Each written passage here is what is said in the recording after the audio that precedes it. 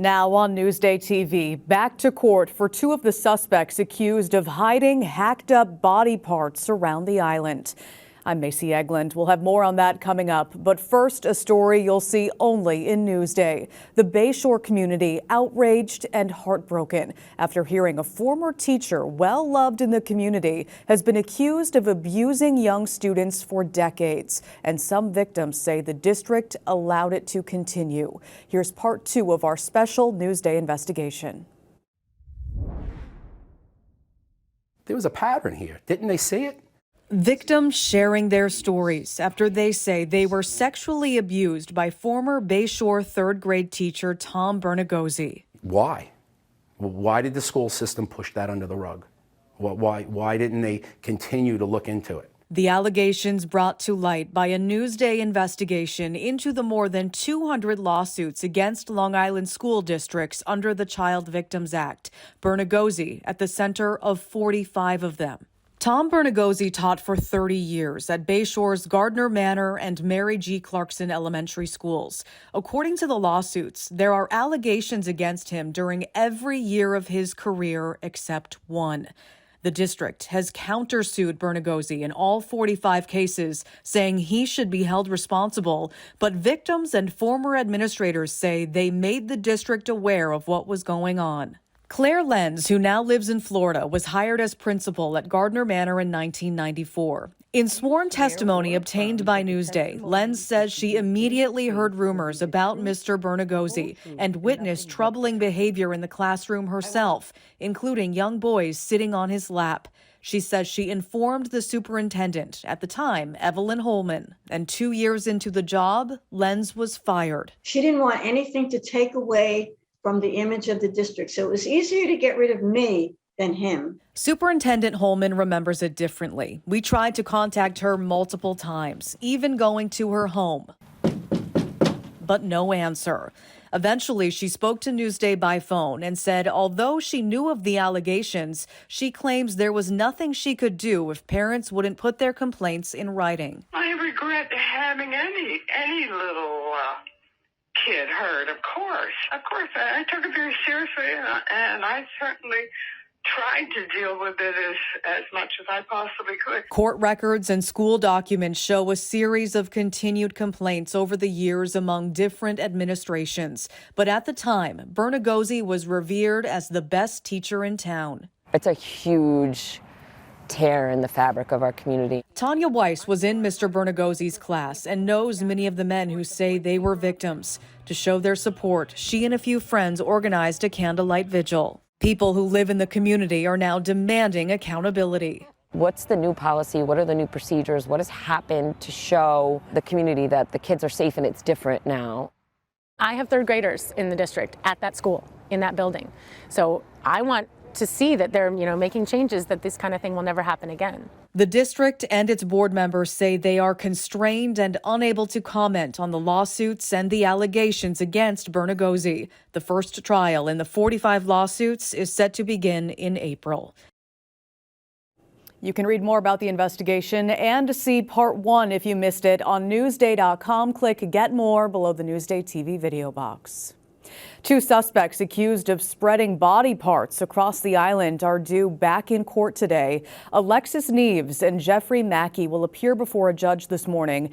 The pair, along with 2 others, are accused of concealing body parts belonging to a man and a woman in Babylon, West Babylon, and at Bethpage State Park.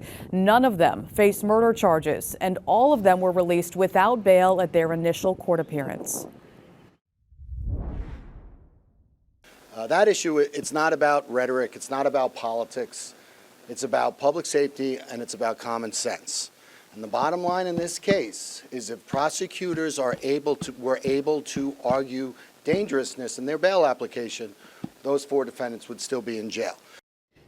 Prosecutors have not explained the relationships between the defendants, how they knew the victims, or a potential motive. We will have a team of reporters in court today. You can read the latest developments on the case on Newsday.com. Click Get More below the Newsday TV video box. Disgraced former Long Island Congressman George Santos is getting back into politics. After a surprise appearance at the State of the Union last night, he announced plans to challenge 1st District Republican Representative Nick LaLota for his seat. The district covers Suffolk County's North Shore and East End. Now, Santos was expelled from Congress and is facing 23 federal charges, including identity theft.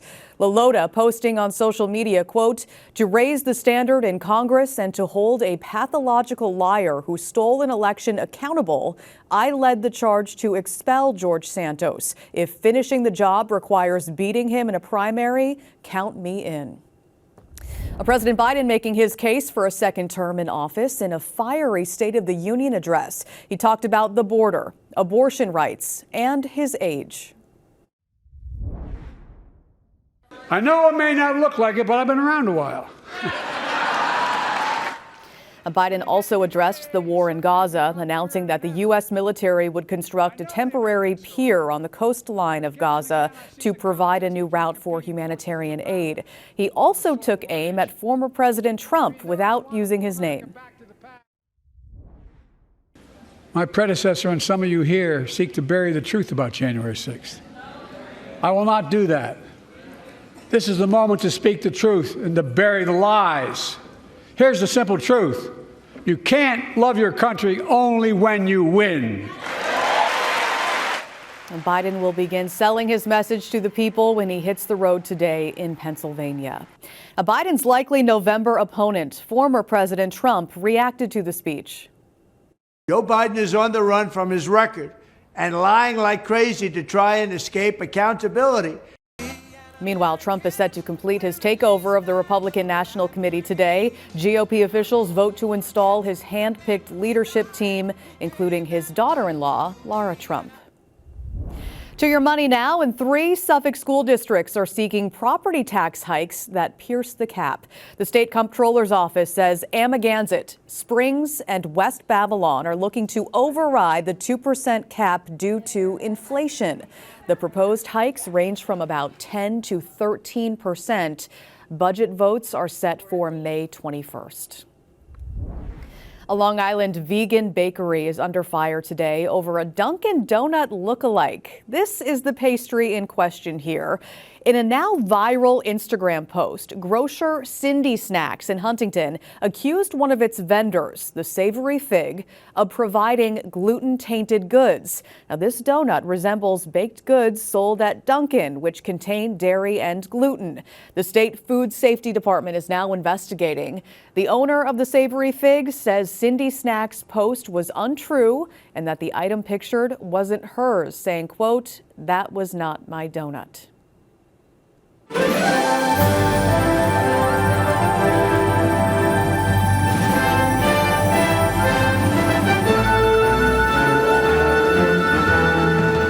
Hey everybody, the 96th Academy Awards are this Sunday with 4-time host Jimmy Kimmel. I'm Rafer Guzman, film critic for Newsday, and I'm going to share my picks for this year's big winners. Let's start with a little movie called The Holdovers.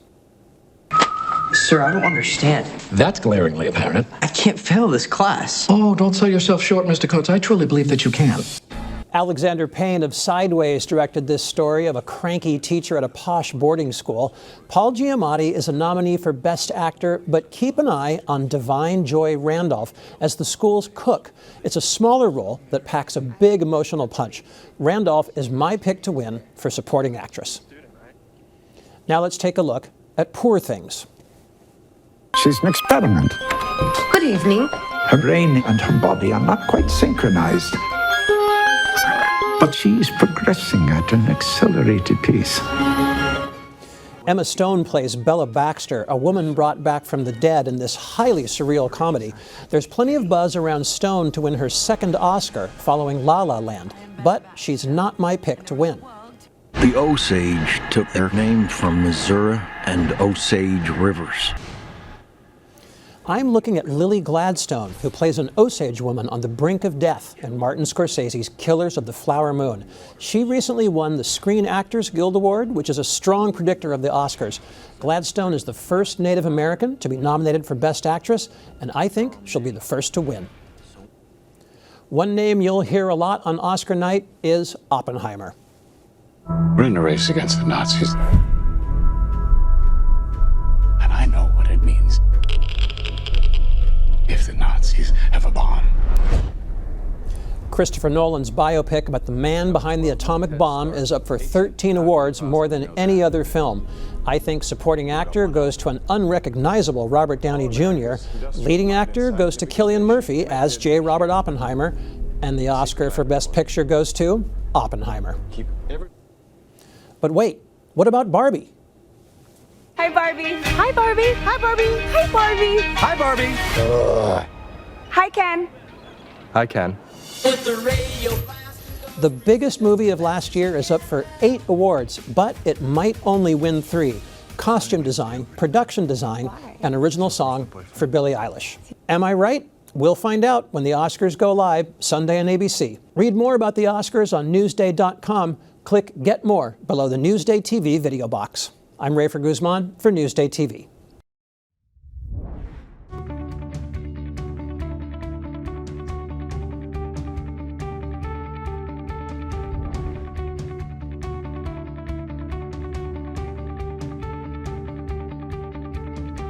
Feed Me is brought to you by PC Richard & Son.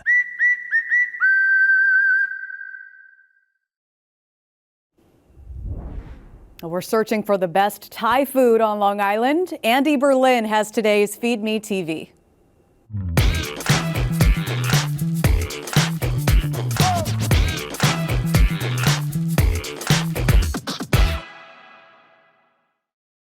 For the past few weeks, I've been going to Thai restaurants all over Long Island to make a list of the very best. And this was the most surprising and possibly most delicious find of the entire project. And they got noodles.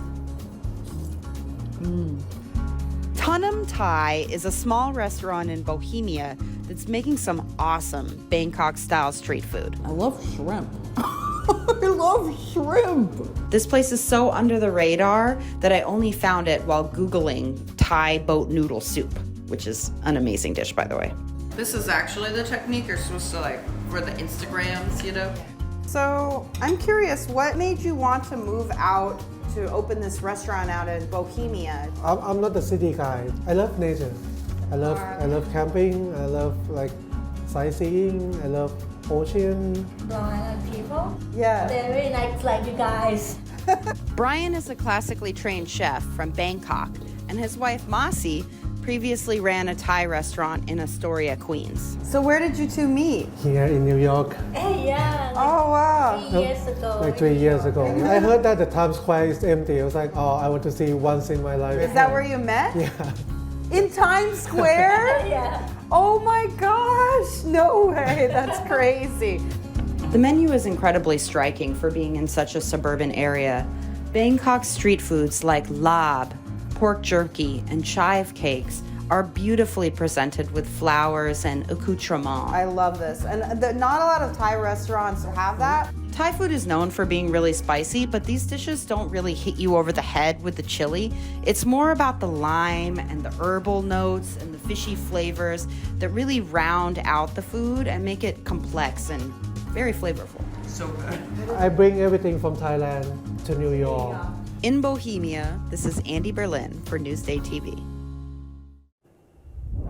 Looks delicious. If you'd like more on the best Thai on Long Island, go to our website, newsday.com. Click Get More below the Newsday TV video box.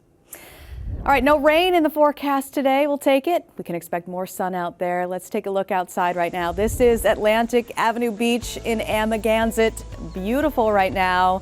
Taking a look at your day planner for Friday. Sun and some clouds. Highs around 51 degrees, bumping up a little bit. We'll take that. Tonight, dropping down to the mid-30s across the island. Tomorrow, though, for your Saturday, that rain returns. Highs around 43 degrees. So let's time it out for you. Take a look at your futurecast here. That rain begins in the late afternoon and clears out early Sunday morning. Taking a look at your 7-day forecast, next week is looking pretty good. A little bit nicer. We've got some days in the 50s there. Don't forget, though, set your clocks forward before you go to bed on Saturday night. Long Island Weather is brought to you by Home Tax Saver, PTRC Incorporated.